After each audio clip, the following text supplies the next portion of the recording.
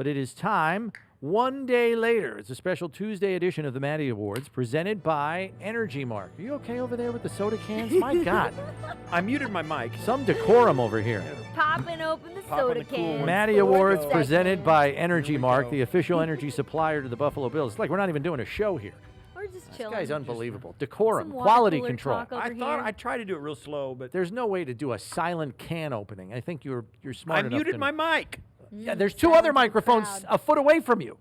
Come on, you're better than that. You're All network. right. You're a network guy. Come on. All right. I just couldn't resist. He's I'm filming sorry. a soda commercial right now. Pop I'm gonna top. sip. I'm gonna sip my Ooh, so Pepsi tasty. while Mad Girl gives us her awards. All right, so an interesting game to say the least. A nail biter at the end. Mm-hmm.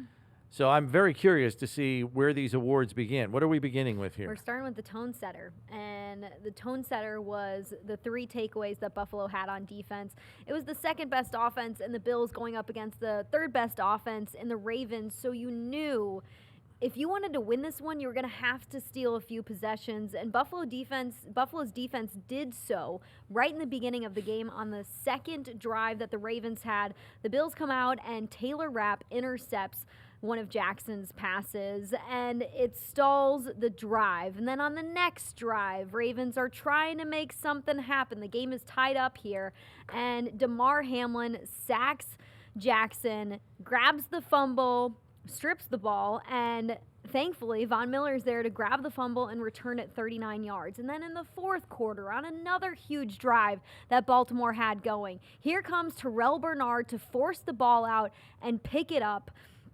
It was awesome to see the attitude that Buffalo's defense played with from the start. It was a mindset. We heard the defensive coaches and Sean McDermott talking about it all week, the mindset they have to get into to play against the offense like the Baltimore Ravens had.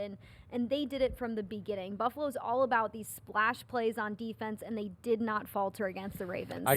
Steve, you've seen a lot of forced fumbles in your day. That might have been, in an open field situation, I mean, that might have been the best forced fumble I've ever seen. It was, because he was fully extended, and I've had balls popped out like that too when I was returning kicks, where you try and you pull your arm out to help yourself cut away from the defender, and when you do that, the ball's in the right, the arm away from the defender, which it was for Bernard and Mark Andrews. You throw your arm out. It was to great. pull yourself away from the defender. And it leaves the ball free. It's a little exposed. It's yeah. exposed, and Bernard reached all the way out. It was brilliant play, but it's the unpredictable nature of these turnovers. But you're right, Maddie. Those 3 turnovers were the difference in this game. Baltimore's offense is too good not to steal some possession. He stole 3 of them. And Bobby Babich talked about it yesterday when he met with the media. He talked about the drills that the defense does during practices to rip the ball out, to punch the ball out, to grab interceptions. And it's so cool when something like that can just be a drill where you feel like you're going through the motions. It's week 20. We're just here. We're punching the ball out. We're doing something we do every single day of practice. And for them, it has so much meaning because you do it in practice and it showed up on Sunday. All right, the El Capitan Award. El Capitan, it's going to Josh Allen. The vibes go through Josh Allen, and the vibes last week were we are tired of hearing what people have to say about this game. We're tired of hearing people picking Baltimore, and what you got was a Josh Allen that was calm and collected in the pocket. His team followed him. No turnovers, 2 rushing touchdowns, a 72% completion percentage. They didn't have to put the game on Josh Allen, but he made some big-time plays to keep drives alive. He had that 3rd and 8 completion to Khalil Shakir for 34 yards, and then also that 4th and 2 conversion on the ground. He had that rushing touchdown that happened on a 3rd down. Allen made enough plays to get his team the victory, and that's all that mattered. Yeah. And I also heard he addressed the team at halftime and had some interesting comments there. Just about nobody believes us. Yeah. Nobody believes in us, and it kind of went that way. So yeah, he's right. I mean, he's right. This Baltimore Ravens team was built for. I'll say this: they were built for that kind of weather, even though it bit them. They were built to throw the football. They got a guy at quarterback who was playing at an elite level all year. They put up huge numbers. They got a generational running back. They're big. They're number physical. 1 rushing offense and the number 7 passing offense. They're an all-time offense. The only offense in history with a 2,000-yard or 3,000-yard passer and a 1,000-yard rusher or something like that. Almost 2,000. They had a 2,000-yard rusher and a 1,000 And a 1,000-yard Yeah. rusher. That's it. I mean, they're an all-time. counting playoffs. So everybody was saying, yeah, the Bills are, it's a nice season, but it was a rebuilding year. Buffalo didn't have any real star players, and, Josh Allen was doing it with, he's making chicken salad out of chicken poop, It was one of those kind of years. Good year, guys. Way to go. You're done. And they just didn't have it. I mean, they weren't taking it. Yeah. I get it, man. They tried to climb back into That the game, is- did a good job, but That is the one. Disrespect is the one gasoline that will light Work with any team. Work with Ignite, any yep. team, and whether it's a soccer team, a girls' soccer team, an 8-year-old, or a Super Bowl aspiring NFL team, or an NBA team, or a junior high softball team. Man, it works. Disrespect is the gasoline that ignites the fire. oh yeah. We'll move on to the Mastermind The Award. Mastermind Award, it's going to Bills defensive coordinator Bobby Babich. The Ravens are such a hard offense to scheme for. You have a running back in Derrick Henry who's 250 pounds. He bulldozes opposing defenses. And then you have to account for a really good quarterback in Lamar Jackson. This is a type of game plan that keeps you up at night, trying to figure out how do we stop these two guys. And you have to get yourself into this mindset, kind of like a crazy mindset, to be like, you know what? I've got the plan and we're going to do it. They did so. They came out with attitude and aggressiveness.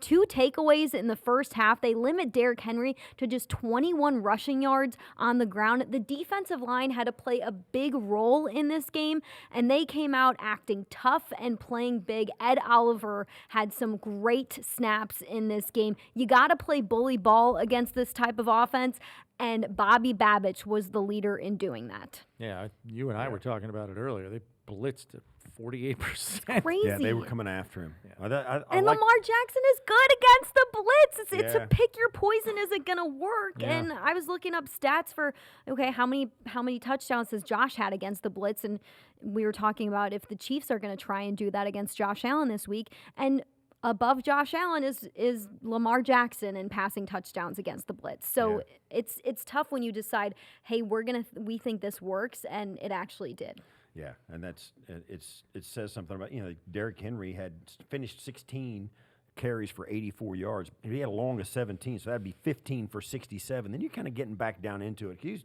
averaging 5.3 a carry. Hill was averaging 8.3 a carry on the day, but they both had a couple of long ones. They But did. the Ravens are Second 0-5 this season when Henry has fewer than 20 carries and fewer than 85 rushing yards. And at the end of this game, what does he have? 16 carries for 84 rushing yards. And there's loss number 6. Yeah, Wow. they're 0-6. Now, all of those games were 1-score losses, like 7 points, 5 points, 3 points, Right. and Yeah, but Sunday that's- is 2 points. But it is a formula. Listen, the Bills, I'll say it again, the Bills set an NFL record for 43 games before they lost by double digits or That's by more than crazy. one possession. It's good teams are hard to beat.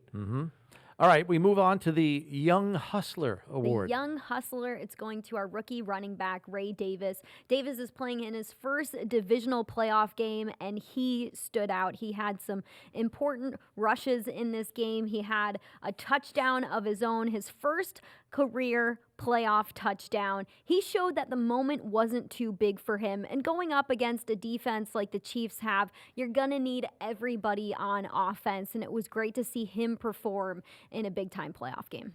Yeah, especially coming out of concussion protocol. Yeah. Like we were wondering right up until Yeah. the inactives whether he was going to play or not because we didn't know if he had cleared protocol yet. There's a huge question mark coming in, and boy, he answered the question emphatically. Good for him.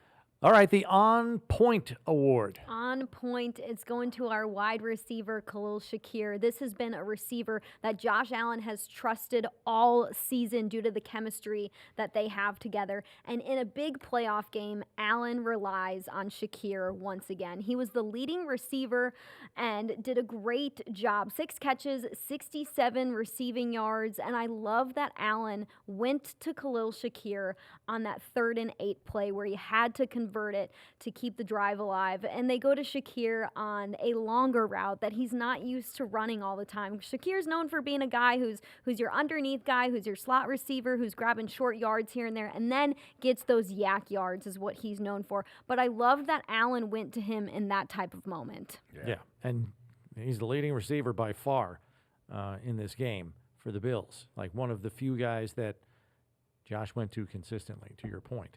All right, never a doubt.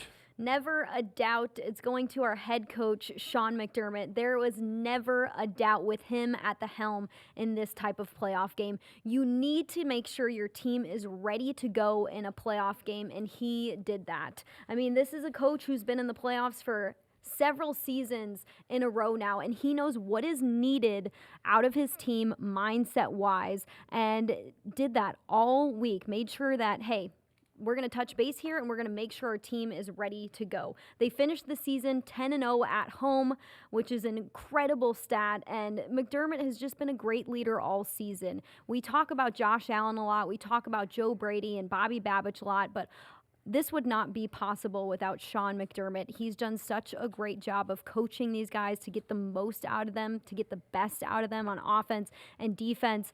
And I think he's done a really good job of helping Joe Brady and Bobby Babich in their first year in Buffalo as an offensive coordinator and a defensive coordinator. They were great. I mean, the end of the first half, time management and the way they handled that perfect. clock was absolute perfection.